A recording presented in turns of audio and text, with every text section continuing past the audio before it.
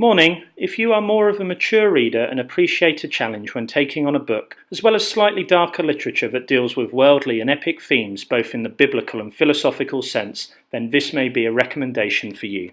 My favourite author is Cormac McCarthy.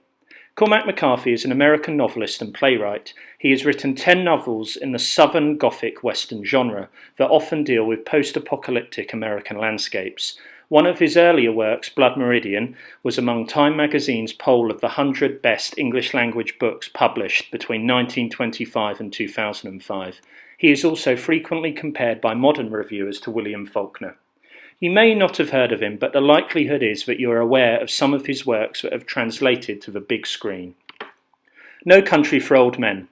This is a 2005 novel, an American Western thriller that is a cat-and-mouse drama set in the desert landscape of 1980s West Texas. It deals with themes of fate, conscience and circumstance, and introduces a remorseless psychopathic antagonist in the form of Anton Chigurh. In 2007 it was made into a movie which won 4 Academy Awards including Best Picture.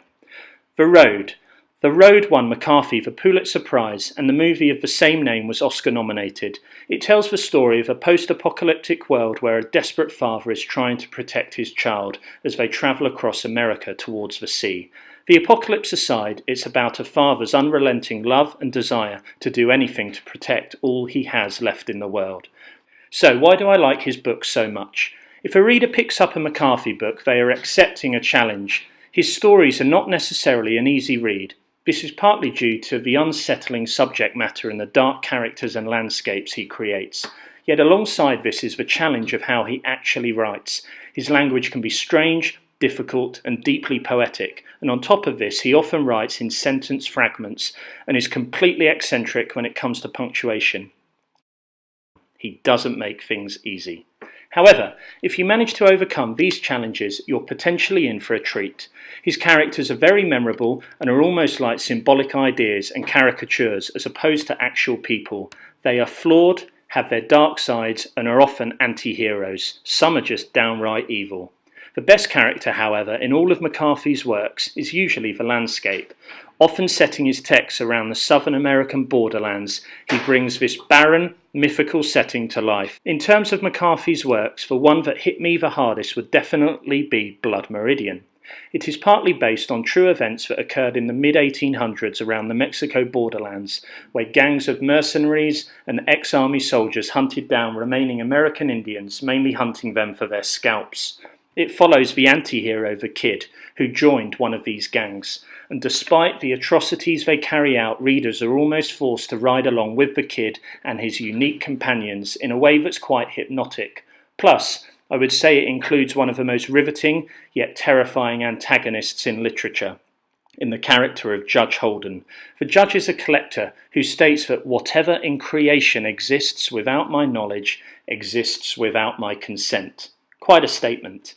As depicted in Blood Meridian, Holden is a mysterious figure and a cold-blooded killer. He also appears to be a master of almost everything: paleontology, archaeology, linguistics, law, technical drawing, geology, chemistry, and philosophy, to name a few. He is described as 7 feet tall and completely without body hair. This strange appearance, as well as his keen, extremely fast reflexes, strength, apparent immunity to sleep and aging, and other abilities point to his being something other than a conventional human being, something more supernatural.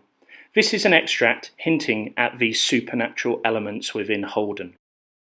He wafts his hat and the lunar dome of his skull passes palely under the lamps, and he swings about and takes possession of one of the fiddles, and he pirouettes and makes a pass, 2 passes, dancing and fiddling at once.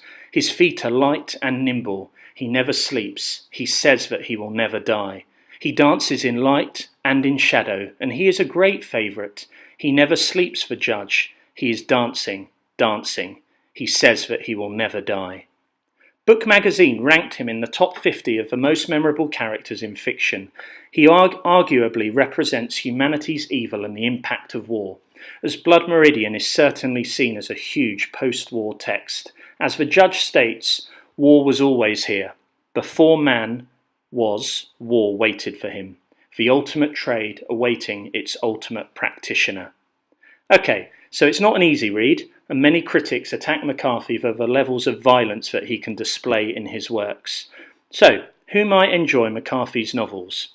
They would probably be most relevant and appropriate for Year 11, sixth form readers and teachers who are willing to immerse themselves in a challenging, slightly unsettling but thought-provoking read. If in doubt, pop it on your I'll get round to reading it at some point list, even if it's in 10, 20 years. I'll leave you with a little appropriate clip from No Country for Old Men of its antagonist Chigurh. It captures the kind of unpredictable darkness that McCarthy often tries to foster within his characters. Thank you.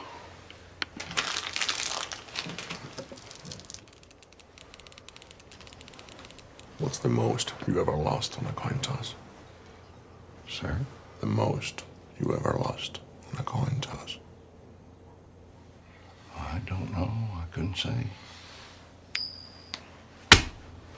Call it. Call it. Yes. For what? Just call it. Well, we need to know what we're calling it for here. You need to call it. I can't call it for you. Well, it wouldn't be fair. I didn't put nothing up. Yes, you did. You've been putting it up your whole life. You just didn't know it. You know what date is on this coin? No. 1958. It's been traveling 22 years to get here. And now it's here. And it's either heads or tails. And you have to say, call it. Well, look, I need to know what I stand to win. Everything. How's that? You stand to win everything, call it. All right. Heads, then.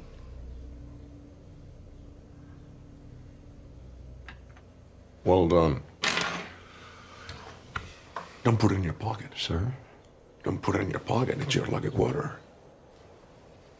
Where you want me to put it? Anywhere not in your pocket. Or it'll get mixed in with the others and become just a coin. Which it is.